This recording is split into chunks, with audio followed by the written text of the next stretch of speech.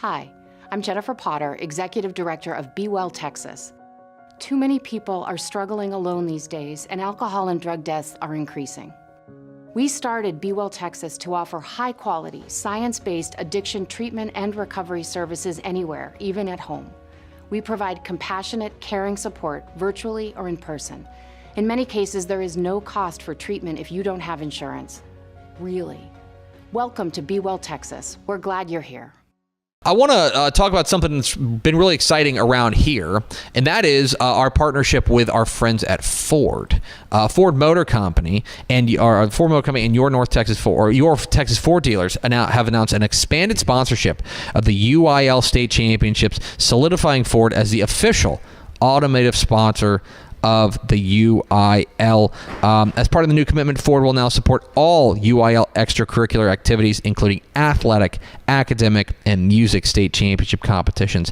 In addition to the sponsorship, Ford is celebrating the 20th anniversary of the prestigious Built Ford Tough Player of the Week Award and Player of the Year Award. This campaign has become one of the most celebrated in Texas high school sports, recognizing standout athletes, student athletes, for their on-field performance, leadership, and commitment to excellence. Ford will honor some of the most decorated players who have received the award over the years, with a special focus being on their achievements both in high school and beyond. Guys like Jalen Hurts, Patrick Mahomes, Kyler Murray, all former Built Ford Tough Players of the Year, and we're partnering with them to amplify that. Dave Campbell's Texas Football, we're going to be amplifying the celebration through our partnership through all of our different platforms, so Texan Live, as well as here on this program and over the course of our social media as well, and TexasFootball.com. We're really, really excited to be partnering with Ford to help celebrate all of the things in Texas high school sports across the landscape. So more to come on that. There's more information on TexasFootball.com, but we're so thrilled to announce that partnership in Texas and the Texas Ford Dealers' expanded partnership as the official automotive sponsor of or partner of the UIL State Championships. We certainly are very, very excited about the future there.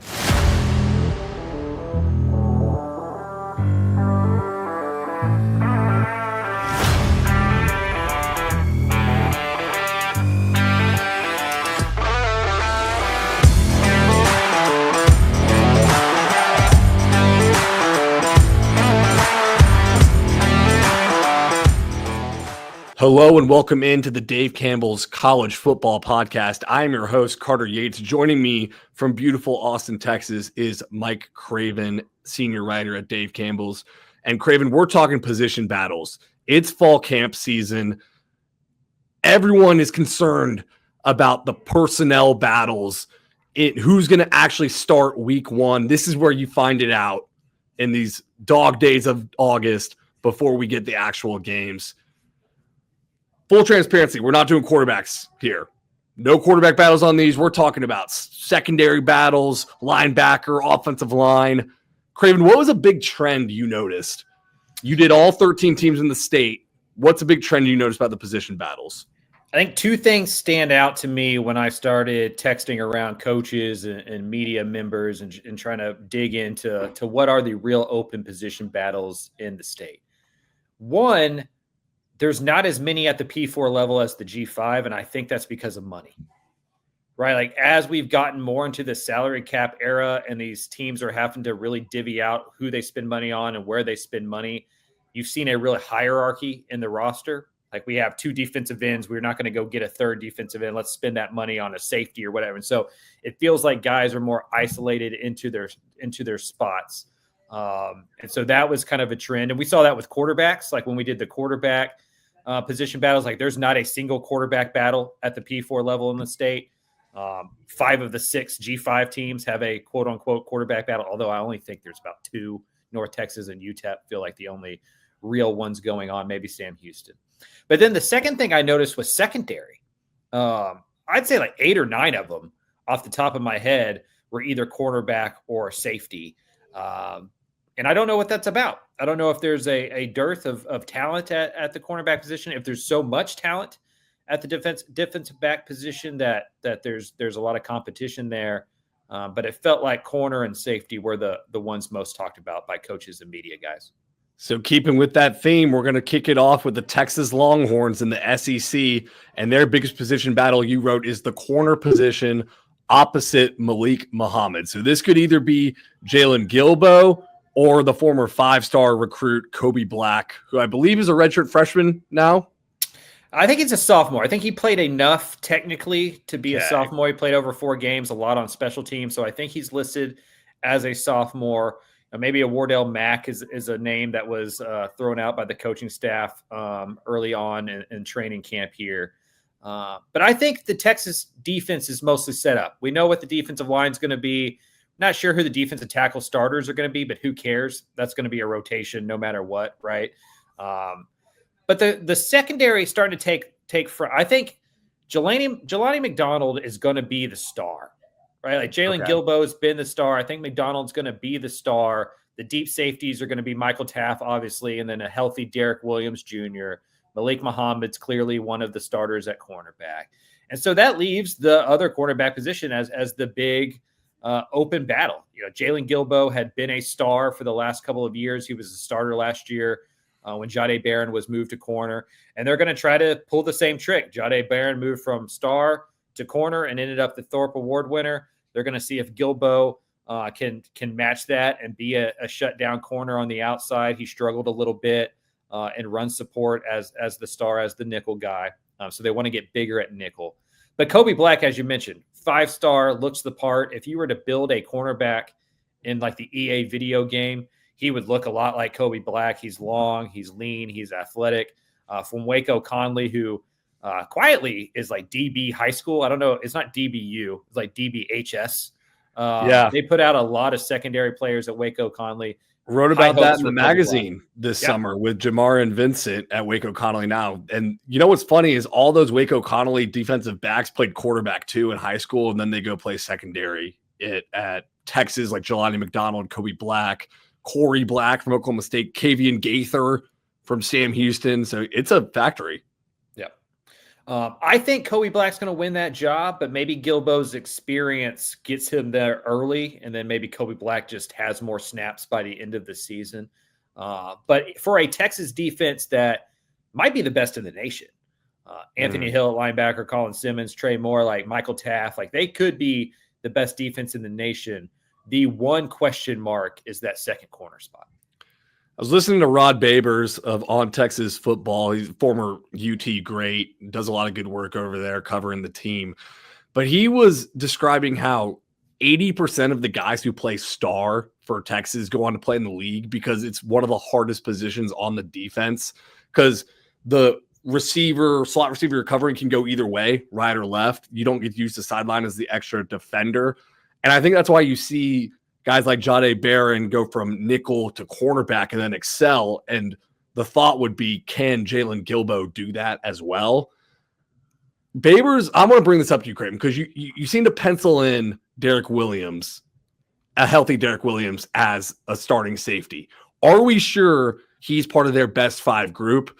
Because Babers had mentioned that he could see Gilbo being at star is actually their best 5 group. Jelani McDonald is, of course, going to start, I think, and then Kobe Black out at corner.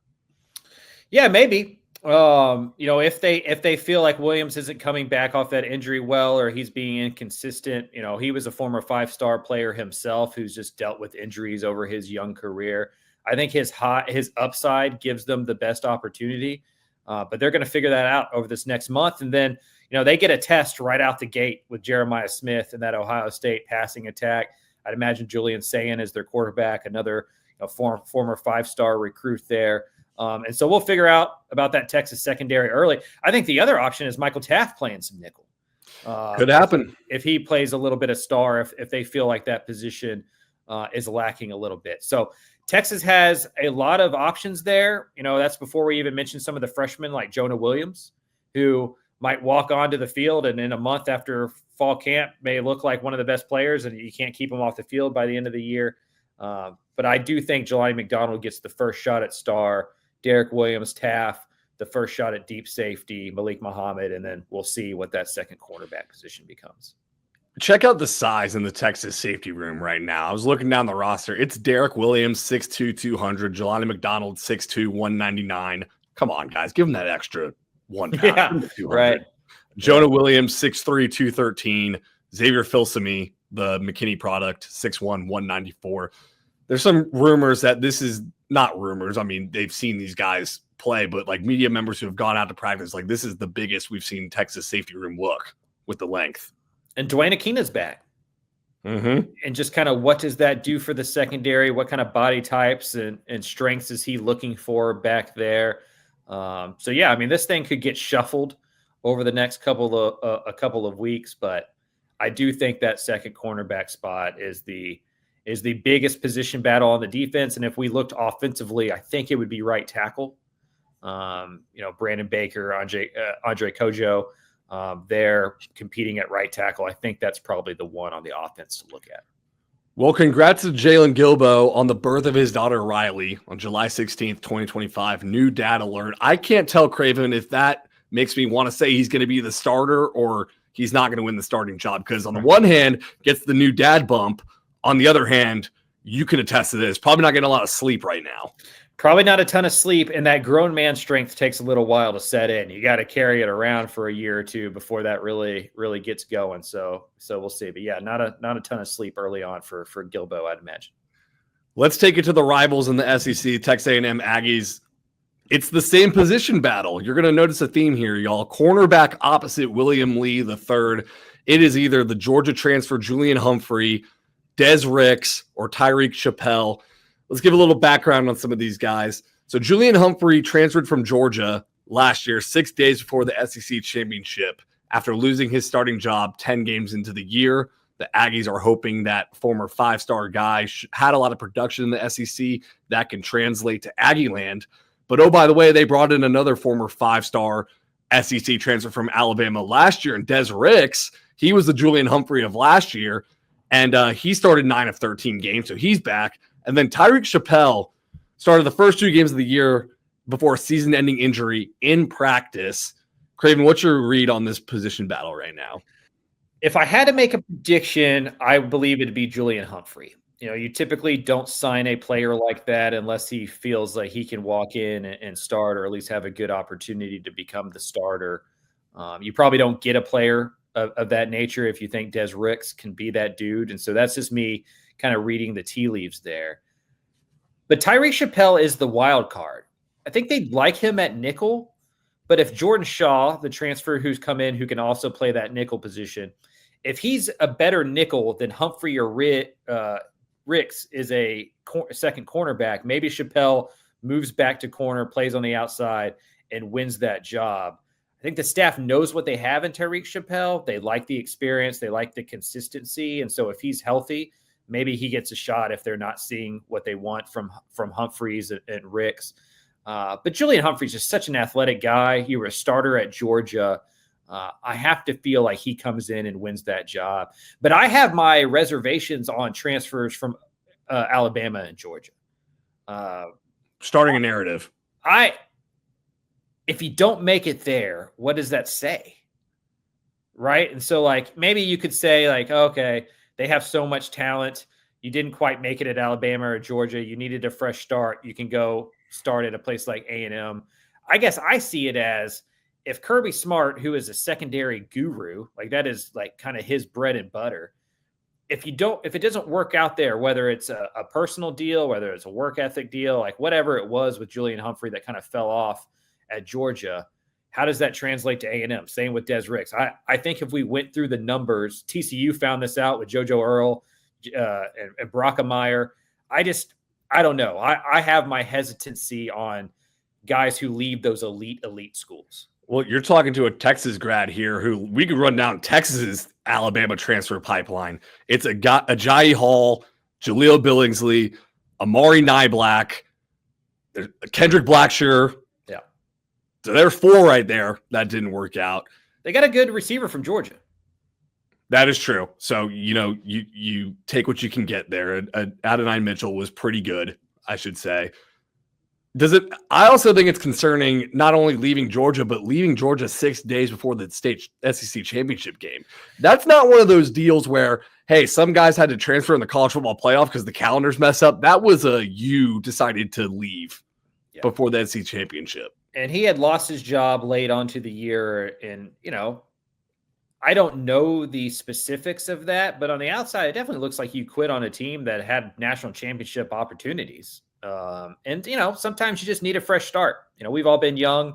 We've all made rash decisions. Sometimes getting to a new place, being around a new coach, having a different feel to the program is what he needs. I mean, talent isn't an issue. Like Julian Humphrey, one of the better athletes automatically on the Texas A&M roster, like a really good recruit coming out of high school, a really athletic player. Again, you win a job at the starting corner at Georgia, you can play some football. Let's just see what his maturity and his mental aspect is there at A&M. Because if he hits, all of a sudden that A&M secondary goes from a pretty big question mark to possibility as a strength. And you've said this before, I feel a lot better about him going into a Mike Elko-led program than I would of a Jimbo Fisher-led program. 100%.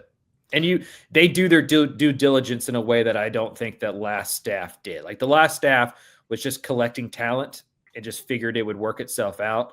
I think Elko has done a good job of balancing talent with maturity. And you can bring in a few of these type of players if you think the rest of the room is solid, right? With a Torian York and a Bryce Anderson, Dalton Brooks, like if you feel Cassius Howe, if you feel defensively like you have the leaders to keep some of the players in check that may be a little bit more questionable from a maturity standpoint, it's not as big of a risk. It's when the numbers start tilting too far in that direction. I think Elko feels like after a year, he can take some flyers. He can take some chances on these types of players, knowing that his locker room's in a good enough spot to consume them and to handle it.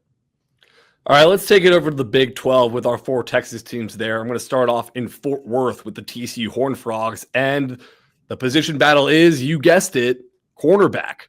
But this one's kind of both cornerback spots, not just one cornerback spot. We've got Channing Canada, Avery Helm, Elijah Jackson, Vernon Glover, and Javon McIver. So Avery Helm and Vernon Glover were projected starters last year, and then both were injured in fall camp, missed spring camp this year. Channing Canada started the final 5 games of the year and apparently had an awesome spring from all reports. And then we got kind of, I would say I wouldn't predict these guys to win the job. Correct me if I'm wrong, Craven, but Elijah Jackson, 6-year senior in Washington transfer, and Javon McIver, he had 5 pass breakups in the final 5 games. It's a crowded battle for 2 spots. Yeah, I mean, this is one of those where the unfortunate injuries from 2024 provide excellent depth in 2025. Like this happened at the defensive end position for TCU as well. And then you saw Devin Deal kind of emerge as a starter. And now they bring back, the 2 defensive ends they had lost last year, and now they have great depth up front. I think they feel the same way about cornerback. Avery Helm was going to be one of the top cover guys in the state, at least on paper. They really liked Vernon Glover. Those guys both have major injuries. They missed the season, and now you have to scramble and find some backups. But, the ups and downs experienced by those, younger players last year now all of a sudden becomes improved depth. So even if, a player like Channing Canada doesn't win a starting job, well, you have experienced quality depth that and you can count on as your third cornerback. They like Elijah Jackson, the transfer you had mentioned. He has a possibility to win one of the starting jobs. So this goes from a big question mark last year because of the injuries to one of the more deep and strong positions on this defense. But I think right now, if you ask Sonny Dykes, if you ask defensive coordinator Andy Avalos, like who are the 2 corners that are going to play the most snaps, they don't know. And I'd imagine the next few weeks determine that. And I wouldn't be surprised if the first few weeks of the regular season really determine that. And by Big 12 play, we have a more set, rotation at corner. Is this a good problem to have at TCU, or is this a struggle if you're still trying to figure it out in the first few games of the season? Yeah, I think you can go either way on these position battles, right? Like on one hand, if you don't have guaranteed automatic starters, like do you have the frontline star players that you need at those positions? But on the other hand, I think depth is probably the biggest concern at most of these non-SEC, non-Big Ten schools. Like the starters, solid. You can usually play your first 11 against their first 11. We saw that with TCU, Michigan a few years ago at the Fiesta Bowl. The problem is the depth, and that's what we saw the week later against Georgia and why they got blown out. Like they just couldn't handle back-to-back weeks of those kind of teams. And so you hope that with rev share And with the transfer portal, programs like TCU can start building higher quality depth. And I feel like they have that. And I think that they would say that it's a strength for them. Maybe they don't have a Hodges Tomlinson or, a Josh Newton, like a lockdown type corner that can go win awards and be an all Big 12 type player. But I think they have 4 or 5 guys that they can count on. And then the Big 12 with a lot of really good wide receivers and with a football season that gets longer and longer. And you hope you're in the Big 12 championship game. You hope you're in the college football playoff. The more quality depth you can have, I don't think can ever be a bad thing. You know what surprised me when looking at the stats is that TCU was 3rd in the Big 12 in passing defense last year, and that's with the 2 projected starters at corner going down in fall camp. So credit to Andy Avalos. Yeah, they got better and better throughout the season. Like that defense really turned around when they won their 6 of their last 7. They started creating more turnovers, and that was a huge one. They really like their safety room. Bud Clark's got a doctorate in college football. He's been there forever. He's a real old head in that room. Getting him back because of the JUCO year was huge. Jamel Johnson is a player that they really like. Austin Jordan slid in at nickel. But maybe this is one of those things where if one of those corners doesn't win the job at corner, but you think he's one of your 5 best defensive backs, maybe that provides you a little bit more depth at nickel. And maybe Austin Jordan has some competition there as well. So I just think with the way teams throw around the football, the more depth you have in the secondary, the better. And for a program that just saw how easily you can lose a couple starters in preseason camp, like you want to go into the season with as many bodies as you can possibly have. Speaking of starters lost in preseason camp, we're taking it to the Baylor Bears, where free safety is a battle with Tyler Turner and DJ Coleman. And it was supposed to be Northwestern transfer Devin Turner's job, but he is now out for the year, and no one seems to be talking about it for some reason. I saw Grayson Grunhafer from Sikkim 365. He was saying he thought Devin Turner was Baylor's best secondary player entering the year, had already emerged as a leader there, won the job immediately, and now it's kind of back to the drawing board. Yeah, I think it's a big loss. Something that flew under the radar in the spring. Dave Aranda kind of mentioned it again at media days, and that kind of stoked the conversation back up. But yeah, I agree. Devin Turner was going to be one of the leaders of that secondary. And to me, we talked to Matt Wilson from Between Two Bears on the Baylor preview pod. I feel like the secondary is the linchpin for this football team. If you tell me how good or not good the Baylor secondary is, I believe I can tell you how successful or not successful this Baylor football season is. Caden Jenkins at corner had the All-American freshman year and a major sophomore slump. What is he as a junior? You feel pretty good about Carl Williams at nickel, Tevin Williams at the other cornerback position. You bring in a Calvin Simpson Hunt from Ohio State. So I think they have the bodies at corner to throw there and to feel like they've gotten better. But now next to Devin Bobby, you have a real hole at the strong safety position. Like who is going to be, or the free safety position, who is it going to be? DJ Coleman, Tyler Turner. Neither of those guys have played a ton of football. And so like that's going to be a test early on.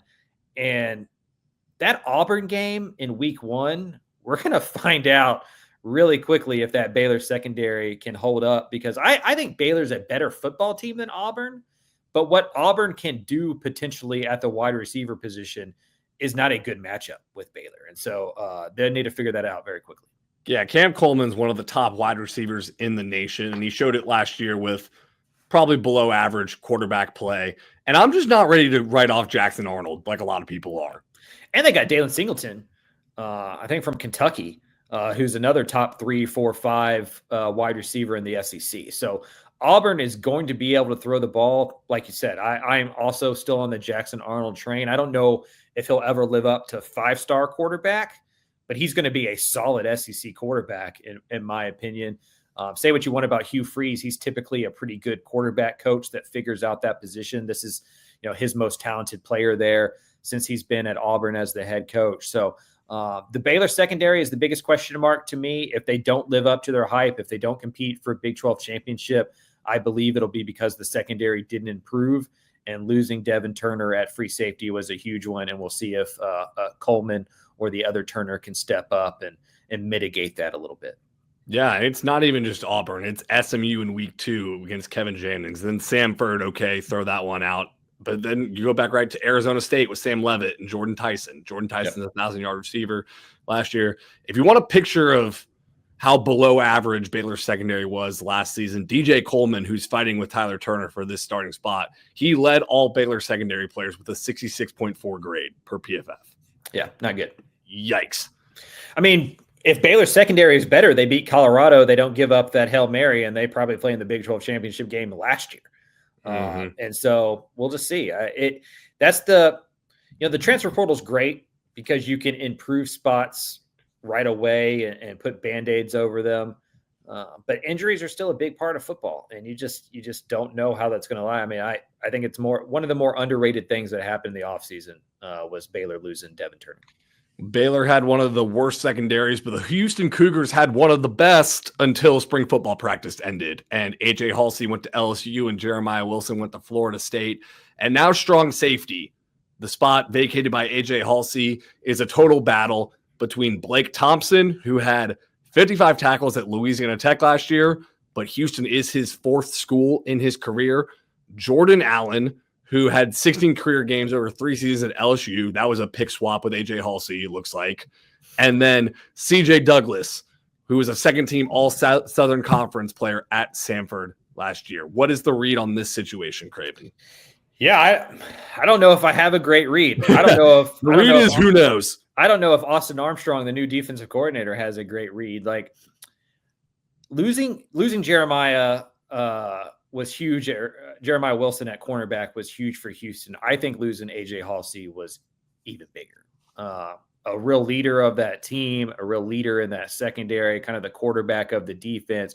And you're bringing in so many other new faces. They're going to have 2 or 3 new starters on the defensive line from the portal. They're going to have 1 or 2 linebackers that are new starters from the portal. Now, all of a sudden, you're going to have 2 or 3 new starters in the secondary from the portal. Not having an A.J. Halsey is a huge loss from them. Not only do they have to replace his production, they have to replace his leadership. And I'm just not sure that you can do it. And in the portal, these discussions, I think, are interesting where it's like, would you rather have the high-end talent recruit that maybe didn't live up to the hype at an LSU, or the low-end talent recruit that overachieved and played really well at a place like Samford, and now he's moving up? And like that's the deal here. I think you got 2 players who were supposed to be really good football players, who have been at big programs, who have been around big-time athletes and played against, even just in practice at places like LSU. But then you have somebody who's been productive at a smaller level, and can he slide in and take that talent jump up? Like, I just think that's something that'll be figured out over the next few weeks. And again, it may be something that's figured out over the first few weeks of the football season. I think I would rather have the guy who played his way up if I'm a G5 program. Like if I am UTEP or Sam Houston or in the American, I would rather have an All-American from the FCS ranks come up and make that jump. I think where it gets challenging for P4 programs is there is a certain talent level that you just have to play Power 4 football. Yeah. And do those guys always have it in the FCS ranks? But I lean more towards I want FCS All-Americans who are proven producers than a guy who has not lived up to his potential yet. I think I'm with you, especially if we're outside the trenches.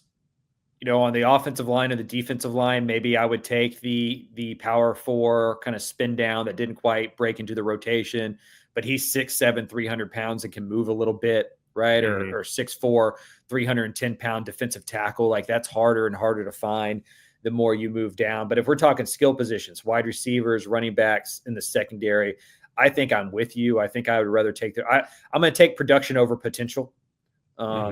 As many times as I can. The good news for Houston is they have a ramp into the year that I think will help them, right? Like they start with Stephen F. Austin, then they play Rice, then you play a Colorado team that's probably going to be more of a run-based offense this year without Shedeur and all of those wide receivers, and then you have an off week. And so like I think you get 3 or 4 weeks into the season where you can mix and match, experiment a little bit without running too much of a risk of like blowing the football game and figuring out what your best 4 or 5 defensive backs are in this new system. We have our first offensive position battle, and it's closing out with the Big 12's final team here, Texas Tech.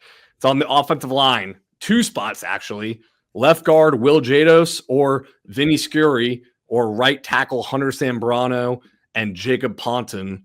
Let's go left guard first. So Will Jadis is a 6'7" guard on his last season of eligibility. He was Miami, Ohio's starting left tackle for 3 seasons, so moving into left guard now. And then Vinny Scurry was the starter for 2 games last year before he had a season-ending injury, and he was on the Reese's Senior Bowl watch list. I thought he was one of their biggest impact transfers last year until the injury. So, I mean, what's the read here?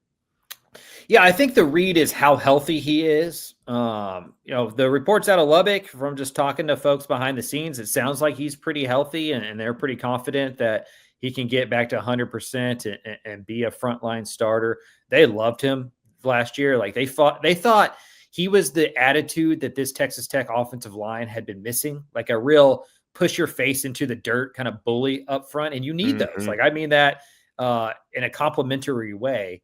I think they feel better about that this year, that maybe this group doesn't need as much help with the physicality standpoint. Howard Simpson, Sheridan Wilson, even a Davion Carter, who's not a big, tall guy, but just a kind of a tough overachiever who had transferred in from Memphis, who became a starter last year.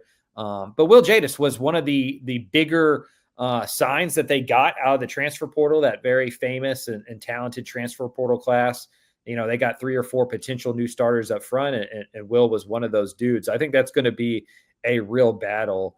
But again, you want 7 or 8 offensive linemen that you can go into the season comfortable with, and Texas Tech hasn't had that.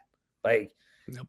I don't know if ever Texas Tech has felt good about their depth behind their first 5 offensive linemen. They're early on in Joey's career. If you gave him truth serum, I don't think he felt good about 5 of them. And so if you can have these kind of position battles, I think it shows growth in the program. I think right tackle is the interesting one. Hunter Zambrano comes in, a real superstar in the transfer portal. I think he was like a top 2 or 3 ranked offensive tackle in the portal. I saw number 5, but still the same. Like, he was a top guy. But I think it's a great – I think he's going to be the starter at right tackle. I should probably say that first.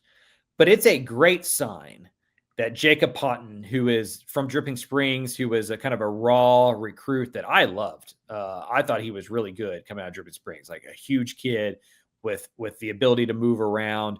It sounds like he's developing into a player who can compete with a Hunter Zambrano for the right tackle. Not only is that good for the depth going into 2025, that is great news for the future 2026 and beyond. He started at left tackle in the bowl game as a true freshman last year. So that is what you can point to as Texas Tech fans of, yes, they have portaled a lot of people, but they also have guys like Jacob Ponton who are from the Texas high school football ranks and are immediately pushing for playing time. And I think that's kind of the original goal in mind that Joey McGuire had. And now with college football has changed so much in the few years he's been there. And they're in a win now mode. They needed to go get some transfer pieces, but like Jacob Ponton is kind of also, hey, this is our blueprint for the future.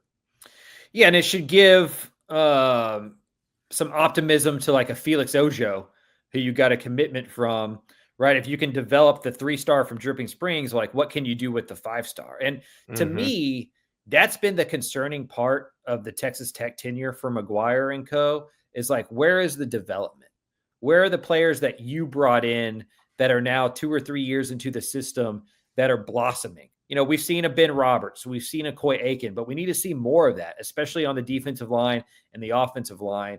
If you're starting to develop those guys that you've brought in beyond just a Sheridan Wilson, who I think has been a success story at center, if you can start doing that more and more, well, now you can recruit the way that I think McGuire and James Blanchard wanted to originally, that we just haven't seen enough of, which is why they needed to go get 25 guys from the portal and 15 new starters from the portal in year 4. Last Power 4 team on the list. Let's take it over to the ACC. The SMU Mustangs are looking to replace Brashard Smith with 3 running backs. Replace him in the aggregate, Billy Bean style. Derek McFall or TJ Harden or Chris Johnson Jr., who Chris Johnson Jr., by the way, when I saw that name, I almost had a heart attack because I thought it was Chris Johnson from the Tennessee Titans' son. It's not.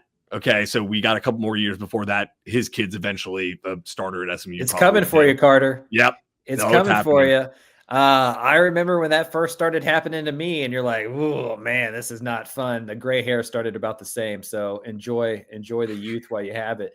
I guess I'm of the opinion that Derek McFall is the guy, or is the guy for the future.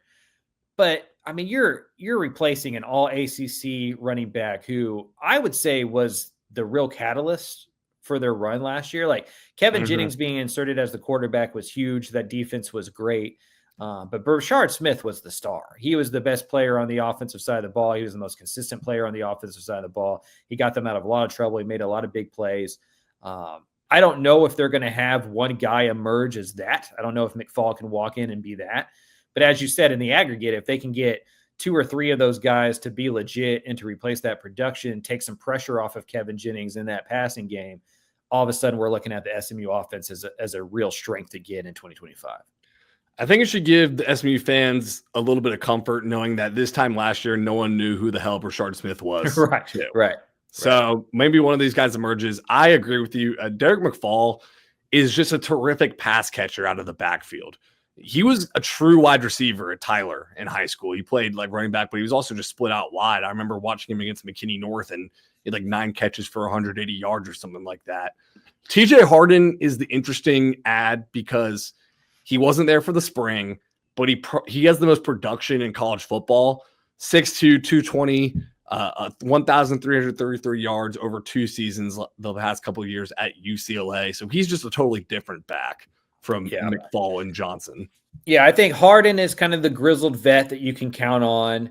Derek McFall is the young gun that they recruited, who they really believe in. And then Chris Johnson Jr., while not the son of Chris Johnson that we were just talking about from Tennessee Titans, if you watch him practice and play, looks a lot like he's the son of that Chris Johnson from the Tennessee Titans. Like, it is speed. Like the day I was out there for the magazine, they also had a practice, and he erased some angles that you could tell the secondary thought they had him and was like, oh, this is a different kind of speed. We got to get used to a new angle here. He can be the home run hitter that this offense probably needs, because I think they're going to take a step back at the wide receiver room. Like, I don't think they're as talented out wide. Maybe those true freshmen change that and make it as talented of a room as it has been. But I think they're going to need the running game. I think they're going to need Kevin Jennings to run the ball as well. And if a guy like Chris Johnson can become kind of a home run hitter X factor for this offense, that's just another cog that you can build around. Yeah, in high school in Florida, he was the state champion in the 100-meter and 200-meter dash, so verified speed there. Yeah, if you're winning the 100 in Florida, you're moving. Fly. You can fly. You're moving. All right, let's go to the G6 ranks. We're going to start off in San Marcos with Texas State, and we're back to cornerbacks. It's Camden Grogan, Jaden Rios, and Trez Moore. Camden Grogan last year had 9 tackles and a pass breakup for Texas State. Rios comes from East Texas A&M. And then Trez Moore tied for the team lead with 2 interceptions last year. And I saw it was a preseason Athlon Sports second team all defense pick. Why is he not the projected starter here, Craven?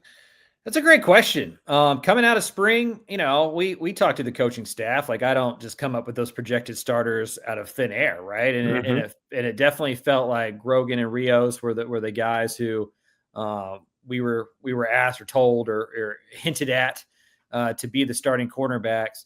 But I think it's fair to say that this defense for Texas State is basically Khalil Washington and then 10 other battles for positions. Like, Dexter McCoyle is not married to many of these players. There are so many new faces at literally every single position. In the spring, they didn't push the pedal to the metal in a way that the old school spring was, because they knew they were going to bring in so many players post spring. Why practice 15 times hardcore with players that you're not even going to have, or position rooms that aren't even full? So I think the next month at these G6 programs, specifically defensively for Texas State, is going to tell the whole story. Trez Moore is an experienced player who's played at Texas State. He's played in that system. I think he's got a real shot to be a starter. And we'll see. We'll see where it falls. They need to know by week 2, though, because they're going to play a hell of a passing attack for the UTSA Roadrunners, and we'll start to figure it out more there. I think they really like the safety position. They're experienced at the deep safety position. So it just comes down to who are the nickel, who are the two corners. I wouldn't be surprised if a player like Trez Moore ended up being the starter at nickel if he didn't win the job at corner. So a few names there to watch. And, I think another one is like Kamari Terrell is probably also in that mix as well. So probably 4 or 5 guys that are going to be battling for 2 spots, and we'll see where the chips lie. What did you make of Texas State doing a different type of spring football practice where it was a lot of like skills competitions, basically like OTA style? I think it makes sense. Like GJ Kinney has quietly put together an NFL model as a head coach. Like we see it the way he treats the quarterback position, where he's not going to tiptoe around any of that stuff. Like he's going to populate that room with players. And if you transfer back out, you transfer back out. We saw Giovanni McCoy come in. We saw Giovanni McCoy go out. I think his experience with the NFL has helped him with the transfer portal. It's helped him in terms of personnel. And I think it's helped him in terms of like putting together practices in this new world. And with the roster turnover that it is, and with that transfer portal being right after spring ball, I think for G6 teams, it makes a lot of sense to not do third downs and to not do red zones and to not get into the nuts and bolts of the season with players that you're not even sure you're going to be counting on in those positions. Why not go out and just see if they can play? Like, see if they can run a post route, see if they can catch the ball, see if they can win one-on-one matchups, see if they can cover, see if they can tackle in space. Like, I think that's probably the way to do it. It's almost more of a tryout. And then you go into that spring portal window going, okay, I feel good about these 5 positions. I don't feel good about these 4 positions. Let's go get some new players that can help us there. I think that's probably the way to go at the level that he's at. Taking it over to their rival from San Antonio, it's the UTSA Roadrunners, and it's the same position battle. Same song, different team, cornerback. And this one, I think both cornerback spots are open. It's Caden Meyer, Davin Martin, Armani Rue, Zach Morris, Jakevian Rogers. Why did you pick cornerback here and not safety? Because both are completely up in the air.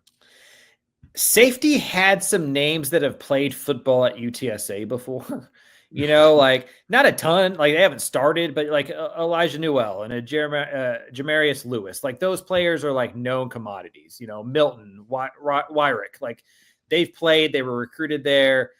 They've been there for a year or two. Like the coaching staff kind of knows who they are.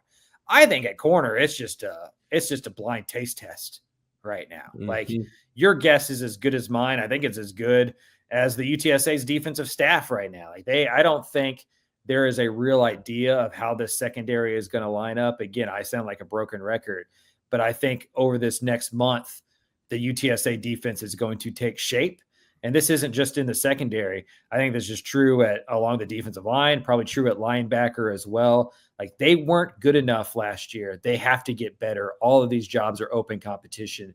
And it feels like cornerback is the spot that I feel personally I know the least about. Yeah, UTSA wasn't good in the passing defense. It finished 124th in the nation, and that was with Zay Frazier, who had 10 pass breakups and 6 interceptions. So that guy's not there anymore. He's in the NFL. Right. You don't have the lockdown outside corner. Like you're rotating a bunch of new faces in. Everybody is new. It's we talked about Baylor and their season hinging on the secondary. UTSA's might as well. Like if that UTSA secondary can be average to above average in the American, give me the Roadrunners to play for the AC championship. If they're not, if they're in the hundreds again in pass defense, I think this is another 7-8 win season that's very frustrating for UTSA fans because the offense is excellent. The offense is going to be one of the best in the G6, one of the best in the conference. But that defense was atrocious last year, especially pass defense. It's what cost them in those comeback losses to Rice and to Tulsa. If their secondary was just average, they don't allow those kind of comebacks and they win 2 more games. You win 9 games and like nobody is batting an eye about the trajectory of UTSA post Frank Harris. But we'll see. They lost some leadership. They've lost some talent over the last couple of seasons, a lot of new faces, a lot of players that are going to be in bigger roles this year. And they have to perform. They have to hit the ground running. You play A&M in week 1. You play Texas State in week 2. You got Colorado State in non-conference play. Like they're going to get tested. They're going to get tested early.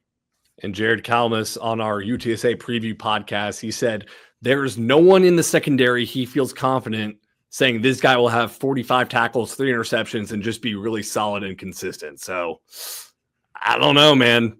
It's a big question mark. Yep, for sure. All right, let's take it over to another question mark for the Rice Owls. It's at edge. It's Michael Daly, the BYU transfer. He actually played for Rice last season.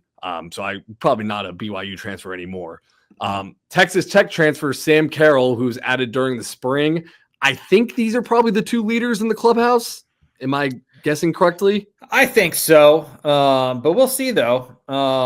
There's a Deli from Dartmouth there that I probably should have put on that list as well that can contribute or at least be in that competition. They added 3 defensive linemen post spring.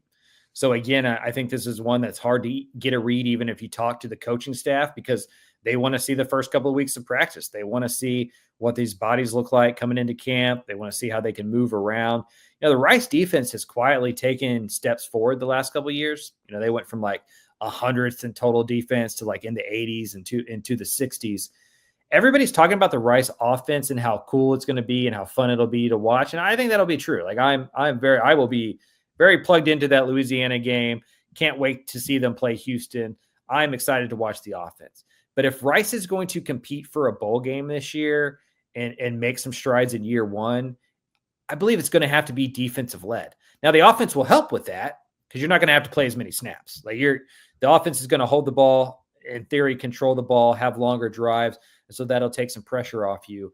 But John Kay is the new defensive coordinator. He's going to keep it pretty similar to what they were doing under Brian Smith. A lot of the personnel is the same. You look at your projected starters. The defensive tackles are known names. The linebackers should be the strength of the team. I think the secondary is going to be pretty solid if the corners hit in the way that they think. But Rice has had some really good edge rushers like Josh Piercy. Like they've been good off the edge. They've been able to get pressure on opposing teams. Can they do that again with a new group of players, some new faces? I think that's a big question on the defensive side of the ball. Well, we know North Texas is going to be able to throw the ball, but can they defend the pass? That's to be determined if they can figure out the safety spot. It's a 3-man battle between Will Jones, Evan Jackson, and Pat Smith-Young. So Evan Jackson is the returnee. He had 9 starts and played in all 13 games last year, 55 tackles and 3 interceptions. Patrick Smith-Young and Will Jones, the second, are both from Old Dominion. So 2 Old Dominion transfers fighting it out here. Yeah, Nickel's another spot to watch here, but I think they feel pretty good about Quentin Hammonds and his move to nickel. So it sounds like the deep safety spots are the biggest competitions. There will be a lot of rotation at edge, at defensive end, a lot of new faces there. But I'm not sure, who emerges as a starter matters as much as who ends up being the most productive. But deep safety is going to be one. Skylar Cassidy is a secondary guy first and foremost. He really made that Sam Houston defense great against the pass. You saw what their safeties did. I always call him Caleb Downs. What was the safety's name there? Caleb Weaver. Caleb Weaver. That's at Duke now. At Duke now. All-conference player last year. Made him a tremendous – so safety is very important to what Cassidy does defensively. It's a position he has a lot of emphasis on. He coaches that position a lot, and so – I think that's one to really watch. Obviously, quarterback is probably the biggest battle at North Texas, but we did the quarterback piece separately on its own. So defensively, I think it's what happens at safety. Is Evan Jackson not the starter already because of production issues last year, or so just because there's a new DC, everything's up for grabs? I think some of it's new DC, everything is up for grabs. And also, I think schematically, you're asking your safeties to do different stuff. And so what he was asked to do in the Capone defense, kind of be more of a run stopper, play closer to the line of scrimmage, kind of help out, be the force player in a lot of ways with that odd man front. He's got to be more of a center fielder, more of a pass defender, play some one-on-one against some slot receivers or cover the tight end. I just think you're asking those guys to do different stuff, and Cassidy wants to see kind of how that goes over this next month, I believe. All right, let's take it to Conference USA. We're going to start off with Sam Houston, and this one's going to be on the offensive side of the ball. It's Phil Longo. taken over with an air raid offense, and we didn't pick a defensive side of the ball because every position on defense is up for grabs in Sam Houston. There's a few spots in the offense, though, that we can say are a for sure battle, and it's tight end with Mississippi State transfer Rayfield Lawton and the incumbent, although I don't believe he played much last year, Austin Smith. What's your read on this situation, Craven? Yeah, I mean, this may be one that you should talk to more.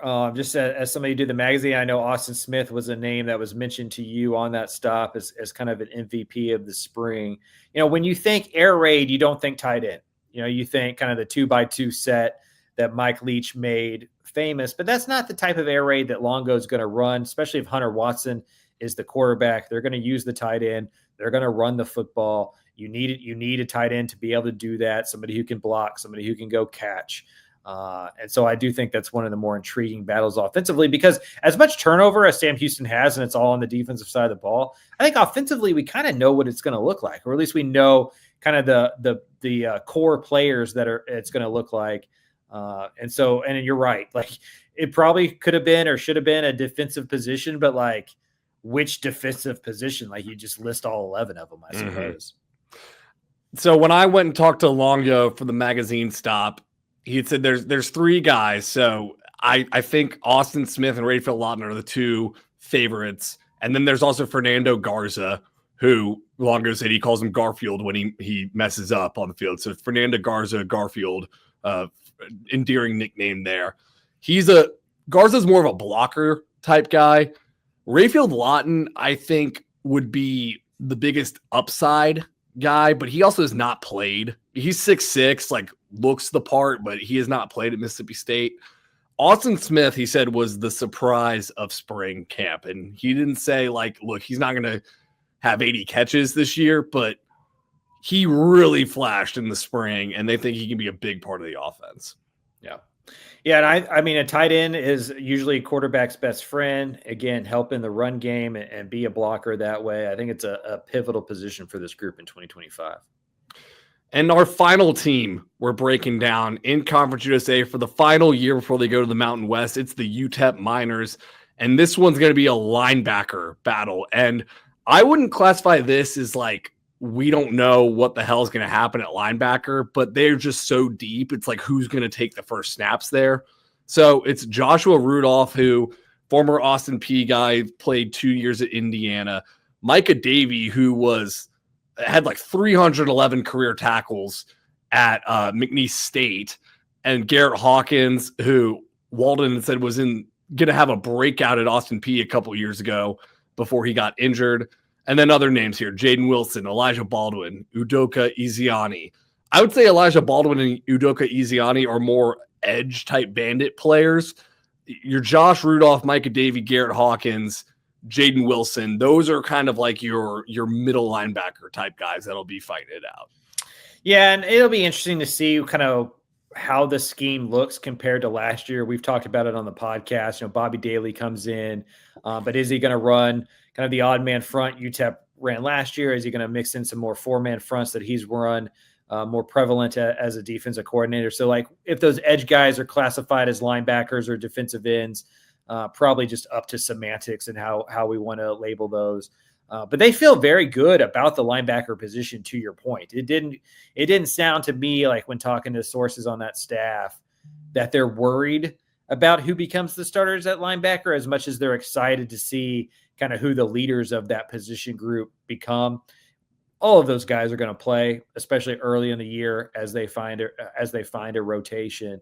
But that second level was really good for the Miners last year, and for the defense to continue to be the strength of the football team, they're going to need to be again. Yeah, the defense last year, I believe, first in Conference USA in tackles for loss and sacks, so they caused a lot of havoc. And there was a couple games in Conference USA mid-season where the defense really kept them in those ball games. So J.J. Clark goes to the Dallas Cowboys as an assistant linebacker coach, and then Bobby Daly. Why did I just blank on his name? Bobby Daly comes in from Montana State, where they were in the national championship game last year, but he's not running his same system. He's running that 3-down lineman defense. It's a really interesting, like, will this work for Walden? Keeping the same formation you ran with a different coordinator than the new coordinator bringing in ran at his former school, where they were in the championship game. Yeah. And I wonder what the split is. Like if we see some more 4-man fronts and that becomes, it's kind of if they start matching to the offensive personnel, and some weeks we see more 4-man front, some weeks we see more 3-man front. And then another thing I wonder about is if, like, let's say the defense has a struggled first month, right? Like let's say the defense in September just isn't clicking. Do we see Walden and Daly kind of go more to what Daly has done in the past? Like I just think it's kind of an underrated, under talked about storyline for the Miners, because when we think of a Scotty Walden team, we think of the Blue Blaze offense running a play every 12 seconds, scoring a bunch of points. Well, we didn't see that last year. This was more of a defensive team than an offensive team for big swaths of the 2024 season. Does that continue again? And what does it look like compared to the year before? I that's one of the things I'm most interested about the first month of the season. Well, that's going to do it for our position battle breakdowns. If you still got a question about your roster, chances are it's probably in the secondary that you're trying to figure some stuff out in fall camp. Craven, any closing thoughts before we get on out of here? No closing thoughts. I will say it's a lot of fun to turn on the Twitter machine and see real people running around in real football pads doing actual football things. Love it. We have made it. We are recording this on July 31st because I'm going to be out the first few days of August. But we've made it. We're here. Like, we are through the dark and lonely off season. I think it's going to be a big year for the state of Texas. There's not a ton of position battles. Like, some teams have more than others, but I think we kind of know what a lot of these teams are going to look like as we're in the rev share model, and players are getting money in a way that kind of solidifies their spots in a lot of ways. And so excited about the season. Week 1 is going to be awesome. And we're almost there. Like, on Sunday, it'll be 20 days until week 0, until Sam Houston plays against Western Kentucky. So say hello to your loved ones for the final time, get that out of the way, get your spot on the couch, ready to go. 'Cause we're almost to those 15-hour Saturday afternoons that are the highlight of my life. I shouldn't say, now I have a daughter, I have to change what I say is the highlight of my life. But since it's just you and me talking right now, my favorite part of the year for sure. Yeah. 2 greatest days in my life, my daughter being born and week 1 college football Saturday. Yeah. And that week 1 slate, that's going to be absolutely loaded. I'm going to Texas at Ohio State, but this is going to sound very pompous. I'm a little not upset about it, but like, I have these moments where I'm like, man, that week 1 slate's so loaded. I wish I was just sitting on the couch watching all of them. But I'm sure that'll change as soon as I park at the shoe and take in that atmosphere. Yeah, you're like, I don't know, man, but Sam Houston UNLV, I'm going to have to miss that one. So it's like, that's how you're a real diehard, Craven. You're a guy who covers it all. I have a problem. I do have a problem for sure. Well, we're counting down the days till week 0 when Sam Houston kicks off against Western Kentucky on August 23rd. Less than a month away from the start of the college football season. We got you covered all the way through. For senior writer Mike Craven, I am your host, Carter Yates, signing off, and we'll see you next week.